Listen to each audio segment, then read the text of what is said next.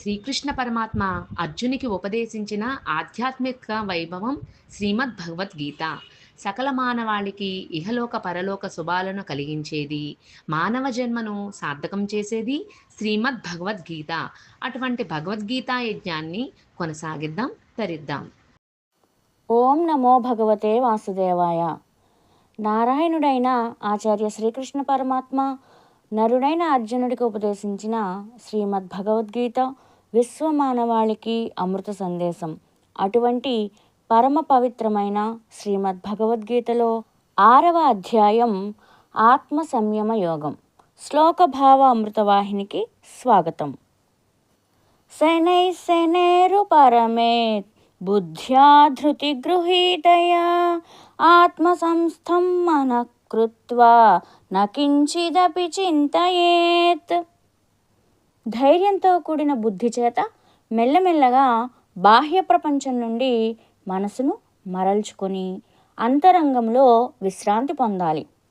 మనసును ఆత్మయందు స్థిరమయ్యేటట్లుగా చేసి ఆత్మేతరమైన దేనిని గురించి కూడా ఆలోచించకూడదు.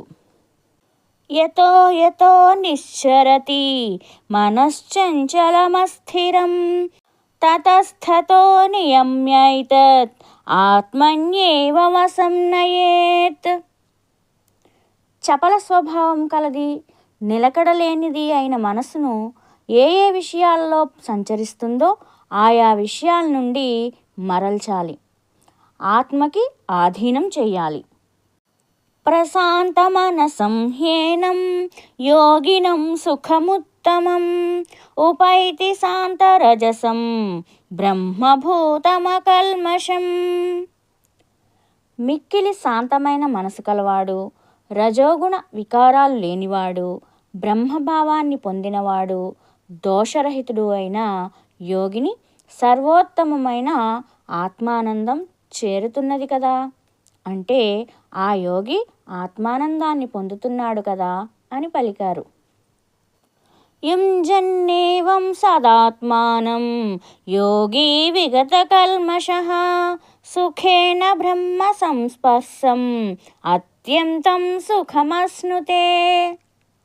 ఈ విధంగా మనసును ఎల్లప్పుడూ ఆత్మయందే నిలుపుతూ దోషరహితుడైన యోగి బ్రహ్మానుభవ రూపమైన పరమ సుఖాన్ని సులభంగా పొందగలుగుచున్నాడు.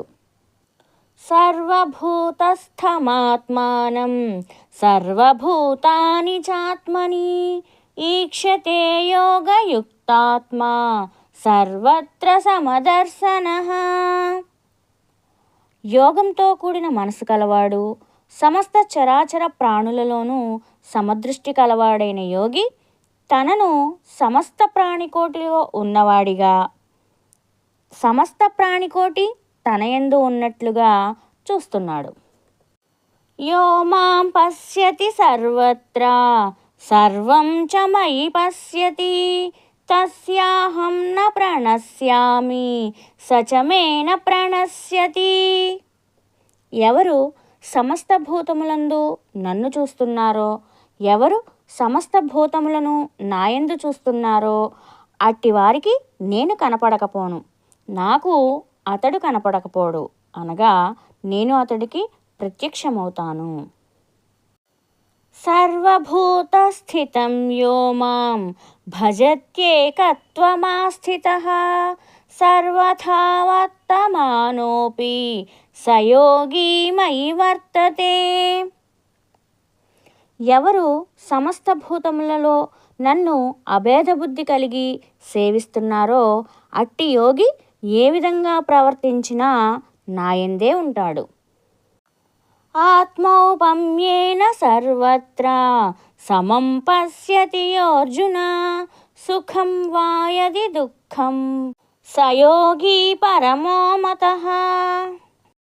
ఓ అర్జున, సమస్త ప్రాణుల యొక్క సుఖాన్ని కానీ దుఃఖాన్ని కానీ తనతో పోల్చుకుంటూ సమస్త ప్రాణులను తనలాగే సమానంగా ఎవరు చూస్తారో అలాంటి యోగి శ్రేష్ఠుడని భావించబడుతున్నాడు.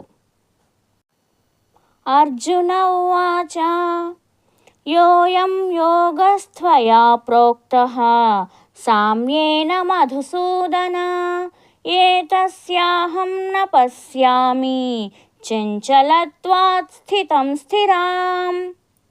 ఓ కృష్ణ, మనోనిశ్చలం చేత సిద్ధింపదగిన ఏ యోగాన్ని మీరు ఉపదేశించారో దాని యొక్క స్థిరమైన నిలకడను మనసు యొక్క చపలత్వం చేత నేను తెలుసుకోలేకపోతున్నాను. చంచలం హి మన కృష్ణ ప్రమాధి బలవదృఢం తస్యాహం నిగ్రహం మన్యే వాయోరివ సుదుష్కరం. కృష్ణ, మనసు చంచలమైనది, క్షోభ పెట్టేది, బలవంతమైనది, దృఢమైనది కదా.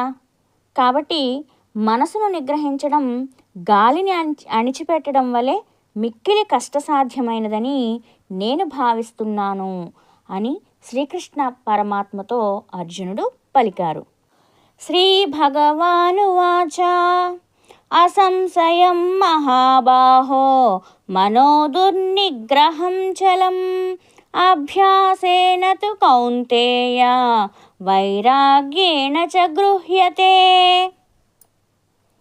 గొప్ప బాహువులు కల ఓ అర్జున, మనసును నిగ్రహించడం కష్టమే మరియు మనసు చంచలమైనదే, ఏ విధమైన సందేహము లేదు. అయినా అభ్యాసం చేత, వైరాగ్యం చేత అది నిగ్రహించబడుతుంది. అసంయతాత్మనా యోగో దుష్ప్రాప ఇతి మే మతిః వశ్యాత్మనా తు యతతా శక్యో వాప్తుముపాయతః. నిగ్రహించబడని మనసు కలవాడికి యోగం పొందడం సఖ్యం కాదని నా అభిప్రాయం.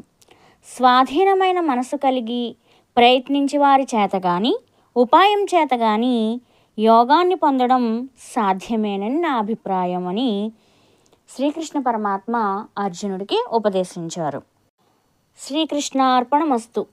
శ్రీమద్ భగవద్గీత ఆత్మ సంయమ యోగంలో మిగిలిన భాగాలను వినడానికి, భగవద్గీతలోని మిగిలిన అధ్యాయాలను వినడానికి, తెలుగు సాహిత్య ఆధ్యాత్మిక విషయాలను తెలుసుకోవడానికి ఈ ఛానల్ను సబ్స్క్రైబ్ చేసుకోండి. శ్రీకృష్ణార్పణమస్తు.